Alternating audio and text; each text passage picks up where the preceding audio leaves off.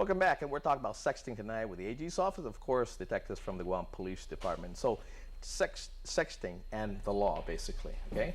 Now, I remember I was in the legislature. I think it was the 28th, maybe even the 29th.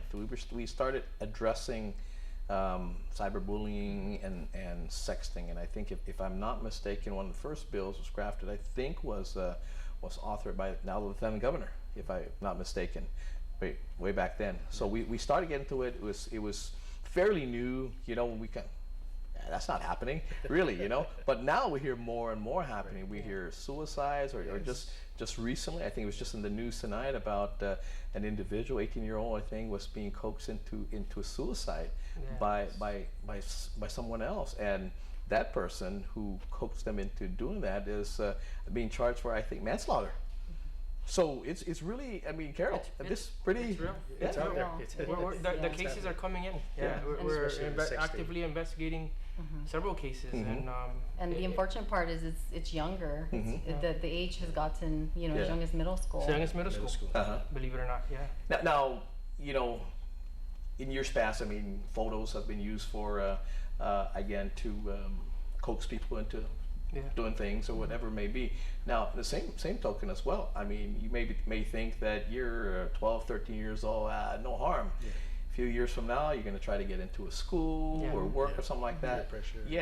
And now your potential employer has access to Google your name and see what comes up. Absolutely. That's right. And this is where cyberbullying or sexting and cyberbullying kind of works hand in hand. Okay. You know, Jess, you and I are in a relationship. Sure. Right? And we trust each other. Yeah. So we do things that only we're supposed to do. Sure. So this is typically what happens, and then this couple, they break up. Yeah. So they use these images as a leverage for them. Hey, you know what? If you don't do this, I'm gonna exploit you.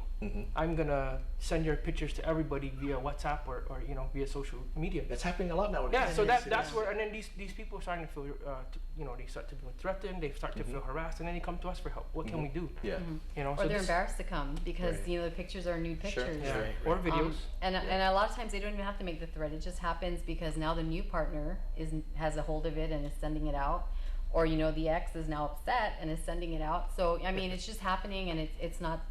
It's really sad. So I think why the sexting legislation came about is really pretty much to educate and bring awareness to these young kids. I mean, and it isn't about, our office isn't about prosecuting it and holding them and punishing them. It's about rehabilitating them and educating them about what this is going to do to you.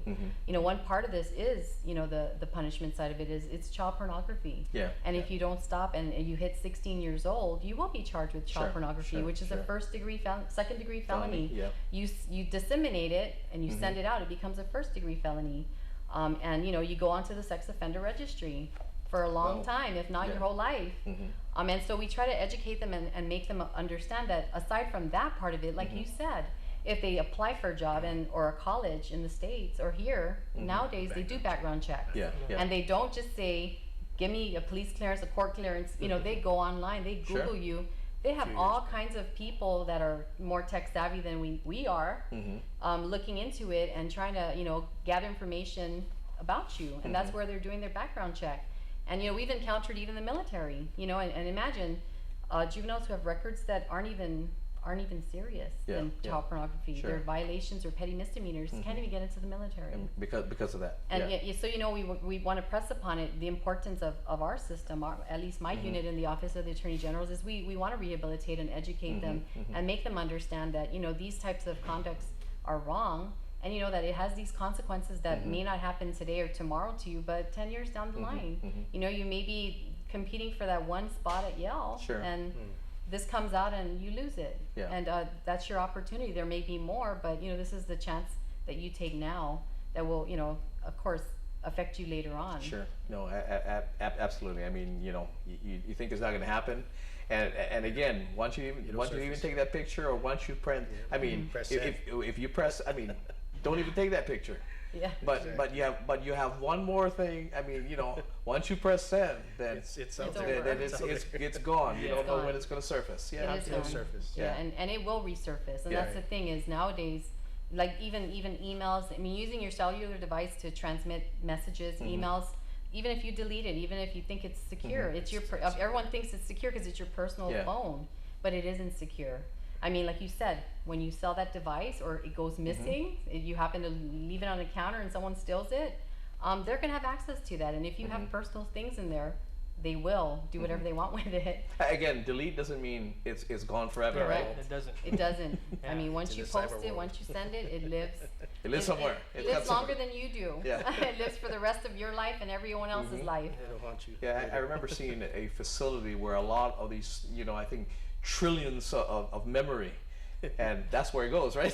That's where all that. That's where all that goes. So it's really, this is really, I mean, we're kind of making light of it, but really, this is a serious thing. It is. I mean, Absolutely. almost every day in the news nationwide, we're hearing this. People are dying or suicide again just recently. Now, sexting, does sexting at times lead then to cyberbullying? It does. Yeah, And as John mentioned, or Detective Bobby mentioned, it happens a lot when they break up, and things are being transmitted. Our first actual, one of our first cases before this law came about was from Facebook, and somebody gave someone their password, and a picture was extracted from there that was a nude picture, and then sent out to about 10 other people, and it was all child pornography. And we don't, like I said, we're not looking at the punishment portion of it and criminal side of it. We want to educate them and make them understand that this is very serious. And the internet world, although it helps us to research, it helps us to communicate around the world with everyone,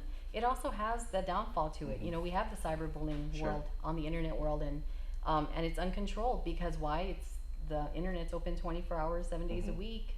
It's you can't shut it down. Sure. And nowadays people don't shut off their wireless, and they don't have lock codes, and you can just go outside and sit on your fence and access someone's wireless from right outside your house. Sure. Yeah. So it's accessible no matter where you're at, and it's accessible 24 hours a day, 7 days a week. What would you consider bullying then? Because when we consider bullying, somebody's going to try to rough you up and all that. Now, recently we're seeing what's happening is how, of course, ISIS has been recruiting, especially young men and women to go either to join their forces, whatever it may be, right? Now, when you have things like that, I mean, those are maybe subtle. They're resorting to maybe what's missing in your life, whatever it may be, right? Now, would you consider that bullying? Would that be a form of bullying? It depends if they're hiring too. It could. I mean, that's how human trafficking happens too. Yeah. I mean, nowadays they meet children online, and unfortunately, the internet is the easiest source for people to meet. Sure. Back in the days, in our time when we didn't have the internet,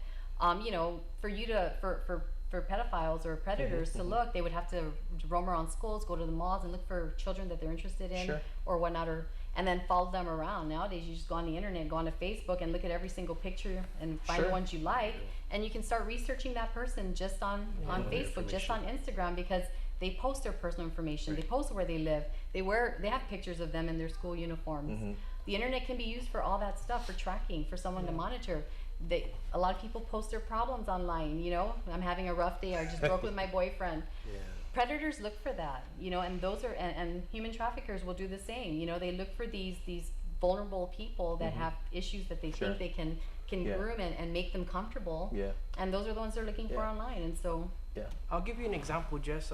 Just a couple weeks ago, I investigated one of the school fights, right? And I was interviewing one of the young girls who was responsible for the fight, and I asked her, said, why did you agree to meet? She said, well, the person who was texting her said, if you don't, I'm going to cause a scene at school. Basically, I'm going to pick a fight with you in school, and we're going to have... So because this girl didn't want to get in trouble, she said, okay, I'll agree with you, and we'll arrange to fight. And this is how the fight got recorded and posted on social media. So, but it's a form of bullying.